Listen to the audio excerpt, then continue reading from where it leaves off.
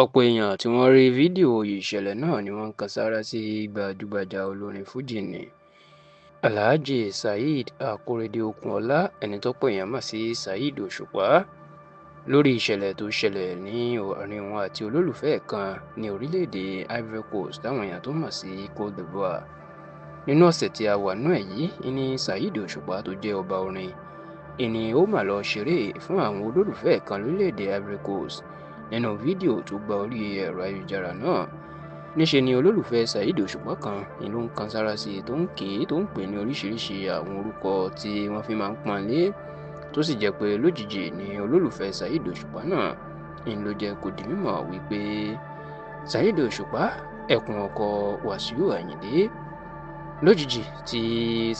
olólùfẹ́ saheed òṣùpá tó sọ̀rọ̀ náà ni saheed òṣùpá ti dá lóhùn pé kó má sọ bẹ́ẹ̀ mọ́ o, òun kì í ṣe ẹkùn ọkọ Wàsíù Àyìndé bí kì í ṣe pé ọmọ Wàsíù Àyìndé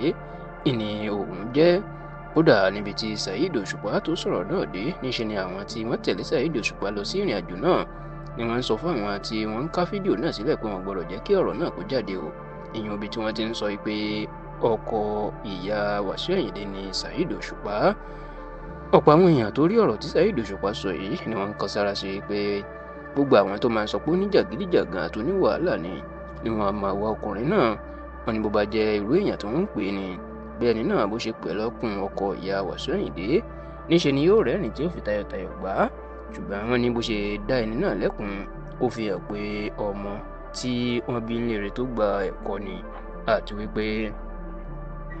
saheed òṣùpá bí èèyàn kò bá tọ́jẹ̀ tàbí ṣe nǹkan tó dùn ún kì í sọ ọ̀rọ̀ sí ẹnikẹ́ni, gẹ́gẹ́ bí àwọn èèyàn bí wọ́n ṣe máa ń fẹ̀sùn kàn pé kò sẹ́ni tí ò lè bú tàbí rí fín. Ẹ sì rántí pé ní ọdún tó kọjá pàápàá ní nǹkan bí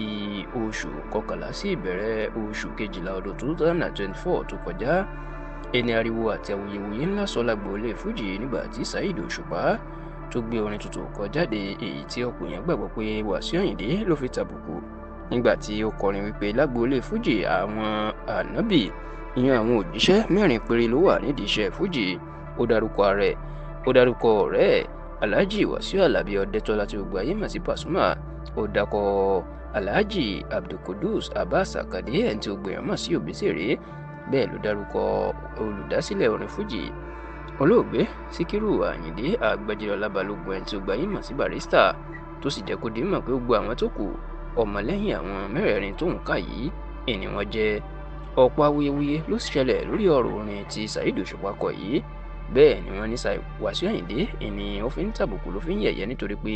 Wàsíù Àyìndé olórin rí Barrister òun rí fín. Kódà òṣùpá tó kọrin pé òun ti gboyè ọba fújì lọ́wọ́ Wàsíù Àyìndé nítorí pé ó ń rí olùdásílẹ̀ orin fújì fín, ó rí fín lójú ayé ẹ̀ tó ń rí fín lẹ́yìn tó ṣaláìsí, tó sì jẹ́ pé lẹ́yìn ìgbà tí Wàsíù Àyìndé tó ṣe fídíò tó fi tọrọ àforíjì lọ́wọ́ saheed òṣùpá àti gbogbo àwọn olórin fújì, ìní wàhálà náà ló tó lọ sílẹ̀.